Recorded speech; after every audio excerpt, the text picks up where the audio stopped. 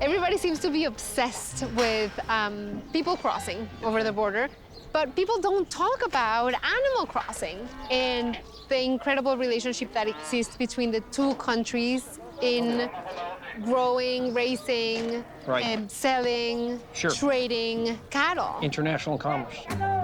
If you think cows crossing the border is interesting, wait until I tell you how they got here. First, Mexican ranchers get an American bull and breed them with their Mexican cows. They have baby cows, all born in Mexico. Those Mexican-American cows grow up a little in Mexico. When they get big enough, they're brought here to the border. Then they're walked across and sold back to American ranchers. Last year, we crossed 606,138 animals From from Mexico to the United States.